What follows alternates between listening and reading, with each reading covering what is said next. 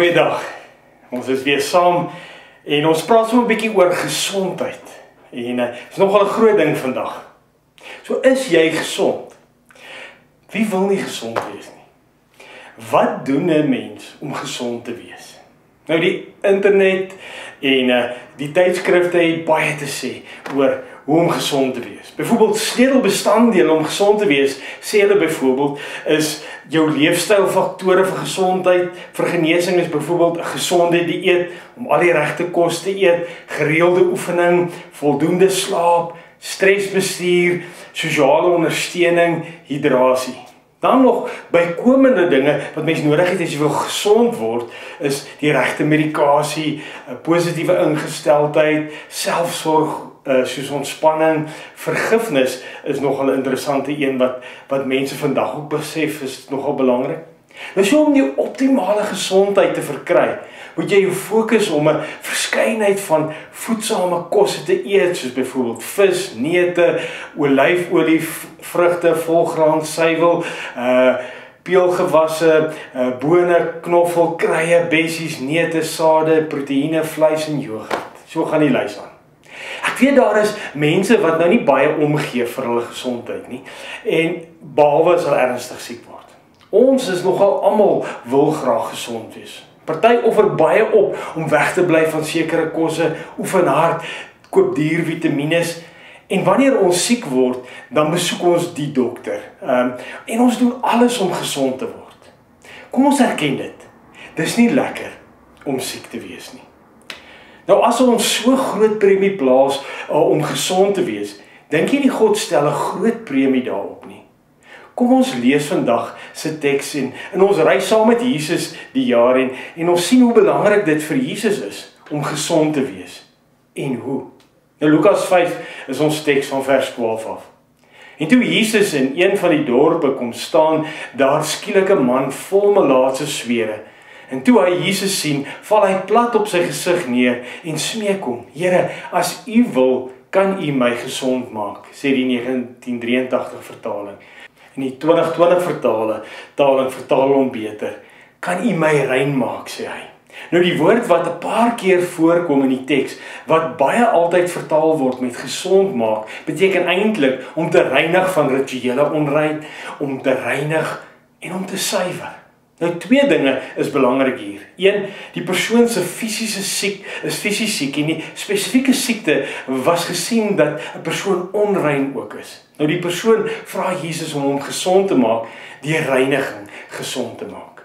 Die tweede een, dis nie net 'n fisiese genesing nie, maar is ook geestelike genesing wat hier plaasvind. Kyk nou hoe antwoord Jesus. Hy het sy hand uitgesteek om aangeraak en gesê: ek wil word rein.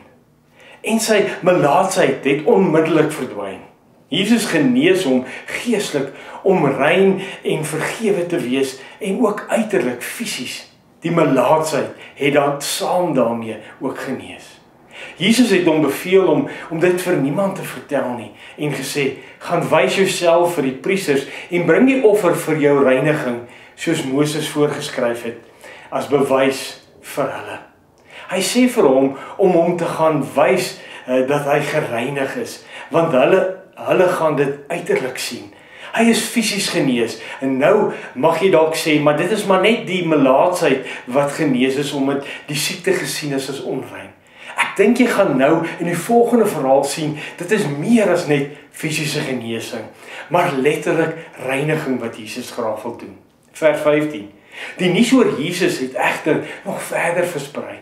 Groot skares het om hom saamgedrom om na hom te luister en van hulle kwade te genees te word. Hy het hom egter gereeld teruggetrek na afgeleë plekke en daar gebid. Die woord word gebruik terapie. Kom vir terapie kom die mense. Dan lees ons verder. Op 'n dag, terwyl Jesus besig was om die mense te leer, het daar ook fariseërs en wetgeleerdes gesit, wat uit elke dorpie van Galilea en Judea en van Jerusalem afgekom het. Die krag van die Here het in hom gewerk om mense te genees. Hier in hierdie sin word nou 'n ander woord vir genees gebruik as wat ons vroeër gelees het om reiniging te sê.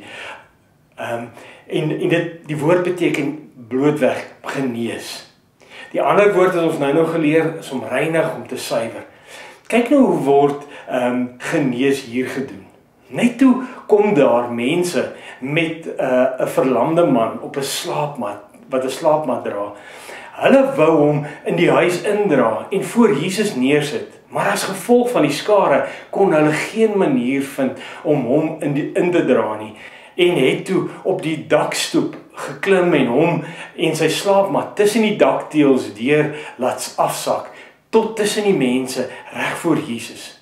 Toe hy hulle geloof sien, sê hy, vriend, jou sondes is jou vergewe. Die skrifgeleerders en fariseërs het hulle self begin afvra, wie is hy dat hy so laster? Wie anders as net God kan sondes vergewe? Maar Jesus het geweet wat hulle dink en het vir hulle gesê, waarom het julle bedenkinge in julle harte? Wat is makliker om te sê, jou sondes is jou vergewe, of om te sê, staan op en loop? Maar sodat julle kan weet dat die Seun van die mens volmag het om op aarde sondes te vergewe, sê hy toe vir die verlamde, ek sê vir jou, staan op, tel jou slaapmat op en gaan na jou huis.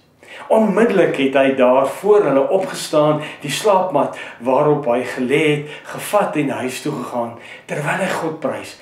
Almal was verwonderd en het God geprys. Hulle is met diep ontzag vervul en het gesê, vandag het ons iets ongeloofliks gesien. Ekstasis, het letterlik sê hierso in Grieks, het besit van hulle geneem. Jesus het verklaar dat die man vergewe is, die belangrikste seën wat hy kon gee. Tog het vergifnis 'n onsigbare effek. Die mense wat was kwaad aangesien niemand die reg het om sondes te vergewe nie, behalwe God alleen. Geen profeet of godsdienstige leier in die Ou Testament het ooit aanspraak gemaak op sulke gesag nie. Tog doen Jesus dit, want hy is God. Vervolgens het Christus die skare verstom toe hulle die sigbare transformasie van die man ook aanskou het. Nou, hy het vir die man gesê om op te staan en hom gesond gemaak. Dit is duidelik uit Lukas 5 vers 24 dat die genesing ontwerp was om te bewys te lewer van die man se vergifnis. Hy het opgestaan, sy mat opgeneem en huis toe gegaan. God verheerlik. Dit was die reaksie van opwindendheid. Niemand het voorheen die krag van God op hierdie manier aan die werk gesien nie. Hy was heel gesond, geestelik en fisies. Wat hierdie storie ons leer oor Jesus is dat Jesus het goddelike gesag. Ons lees in die verhaal van Jesus wat 'n verlamde man genees, maar die verhaal gaan baie dieper as net fisiese genesing. Dit toon Jesus se autoriteit om nie net die liggaam te genees nie, maar ook sondes te vergewe, wat beide geestelik en fisiese behoeftes aanspreek. Nou hier is 'n uiteensetting van hoe die genesing van ek sien God se hart vir elkeen van ons. Ek sien hoe God die belangrikste vir ons soek en vooropstel. Ek sien dat Jesus eerste van alles geestelik wil hê dat ek en jy moet genees word voor ons fisies genees word. Geestelike genesing is bo fisiese genesing. Dit is betekenisvol omdat dit ten spyte van die man se ooglopende behoefte aan fisiese genesing, Jesus sy geestelike toestand vooropstel, prioritiseer.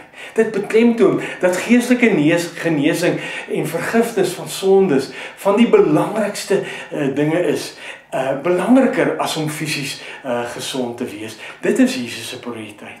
Ons kan dit op baie vlakke sien. Hoeveel doen jy om gesond te wees? Hoeveel spandeer jy daaraan?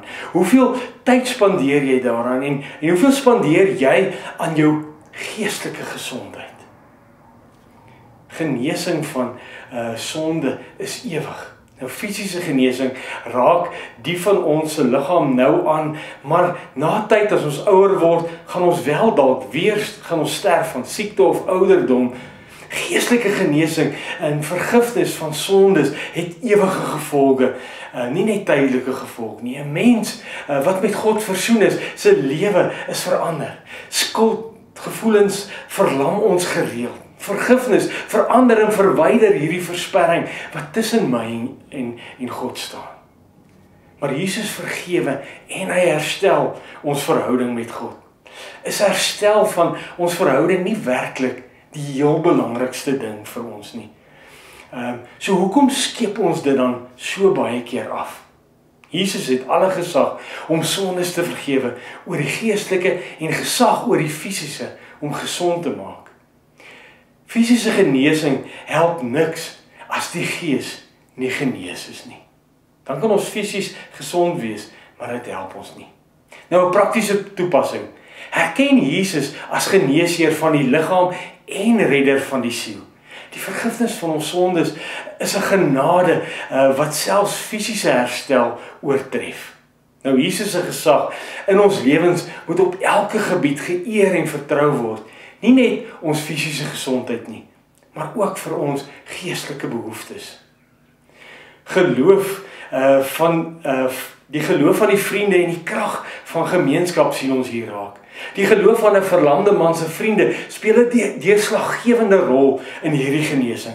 Hulle sterk geloof in Jesus dra by dat hierdie vriende alles in hulle vermoë doen om self deur die dak hierdie man te laat sak, omdat hulle weet Jesus kan hierdie persoon red en hom genees fisies.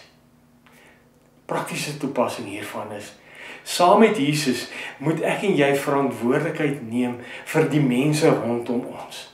Saam met ander moet ons inisiatief neem deur geloof om uit te reik na mense wat nie heel is nie, geestelik nie heel is nie, maar ook fisiese nood het.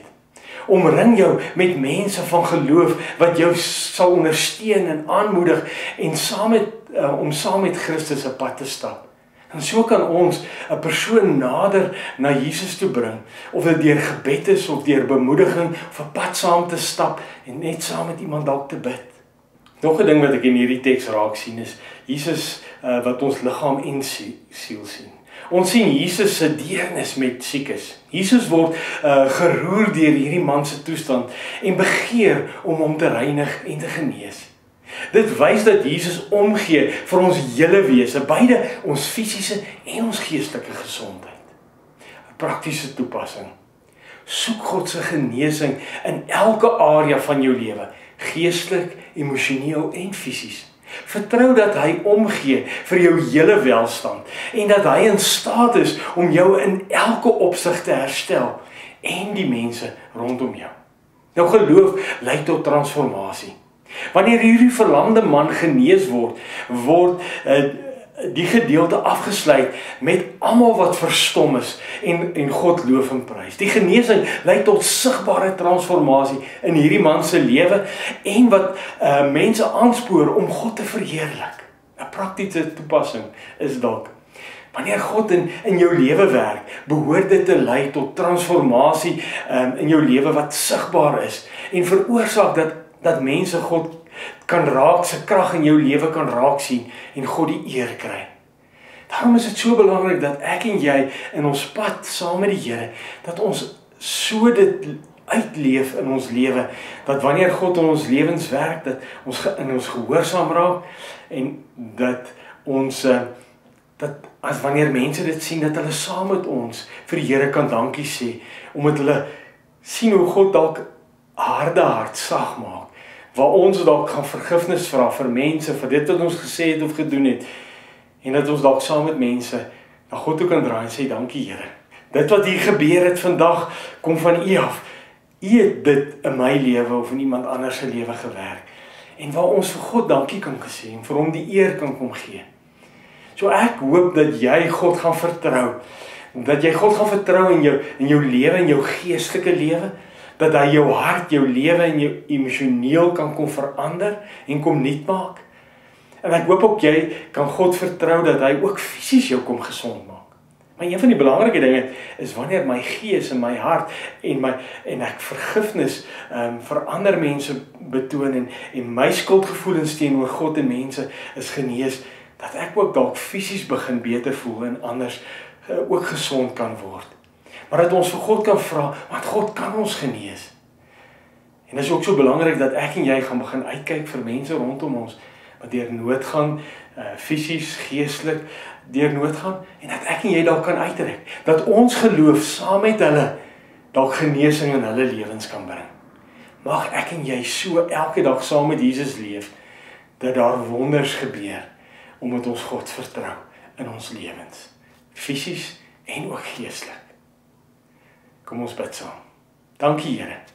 Dankie dat U besorg is oor ons hele wese, ons hele menswees, ons harte, ons gees, ons geestelike toestand, maar dat U net so besorg is oor ons fisiese toestand. Help ons ook so om net soveel moeite ons insit om fisies gesond te wees, Here, dat ons ook soveel moeite insit om die geestelike pad saam met U te stap. En Vader, ons kom bid vir verandering en transformasie in ons lewens. En ons bid dat dit raak gesien kan word en dat U die eer daarvoor ook sal kry. Maak ons ook ons oë oop vir mense om ons wat deur moeilike tye gaan. En mag ons geloof beoefen. Mag ons geloof beoefen om hulle na U toe te bring. Selfs saam met ons net kerk toe te bring, maar dat ons in geloof saam met hulle die pad stap. En Vader, dat U dan so in hulle lewe werk en dat U die eer daarvoor kry.